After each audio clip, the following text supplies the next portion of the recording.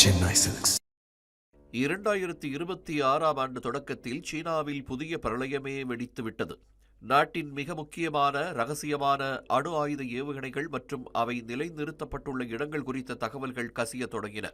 அந்த தகவல்கள் சீனாவிற்கு பல வகைகளிலும் எதிரியாக பார்க்கப்படும் அமெரிக்க உளவு அமைப்பான CIA-வுக்கு பரிமாறப்பட்டதாக வெளியான தகவல் சீனாவில் ஒரு பூகம்பத்தையே ஏற்படுத்திவிட்டது.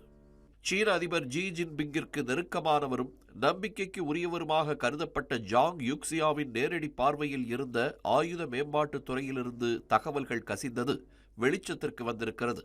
வால் ஸ்ட்ரீட் ஜேர்னல் வெளியிட்ட தரவுகளின்படி இராணுவ ரகசியங்கள் பரிமாறப்பட்டதன் பின்னணியில் மிகப்பெரிய சதிவேலை இருப்பதும் தெரிய வந்திருக்கிறது. ஜி ஜின்பிங்கின் அதிகாரத்திற்கு முற்றுப்புள்ளி வைக்கும் வகையில் ஜாங் யுக்சியா ஒரு தனி அரசியல் குழுவை உருவாக்கி வைத்திருந்ததும் விசாரணையில் அம்பலமானது. அணு ஆயுத ரகசியங்களை அமெரிக்காவுக்கு வழங்கியதாக கூறப்படும் நிலையில் ஊழல், தேச துரோகம், அதிகார துஷ்பிரயோகம் என்ற அடுக்கடுக்கான குற்றச்சாட்டுகளுக்கு ஆளான ஜாங் யுக்சியா தற்போது சிறையில் அடைக்கப்பட்டுள்ளார். இந்த சூழலில் சீனாவின் அணு ஏவுகணைகளில் எரிபொருளுக்கு பதில் தண்ணீர் நிரப்பப்பட்டிருப்பதாக அதிர்ச்சி தகவல் வெளியாகியிருக்கிறது. இது 2023 மற்றும் 2024ஆம் ஆண்டுகளில் சீன ராணுவ ராக்கெட் படையின் தலைமையை நீக்க வழிவகுத்தது.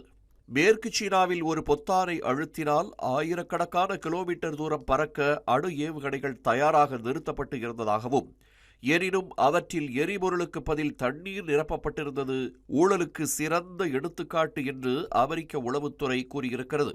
இதுதான் இராணுவ ஜெனரல் ஜாங் யுக்சியாவின் வீழ்ச்சிக்கு வழிவகுத்திருக்கலாம் என்றும் தகவல் வெளியாகியுள்ளது.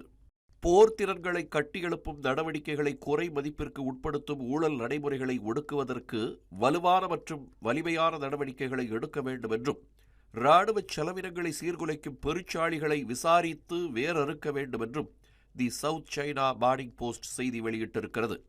அதே நேரத்தில் சீனாவில் இராணுவ அடுக்குகளில் ஊழலை வேரறுக்க அதிபர் ஜி ஜின்பிங் புதிய திட்டத்தோடு ஆயத்தமாகி வருவதையும் மறுப்பதற்கில்லை.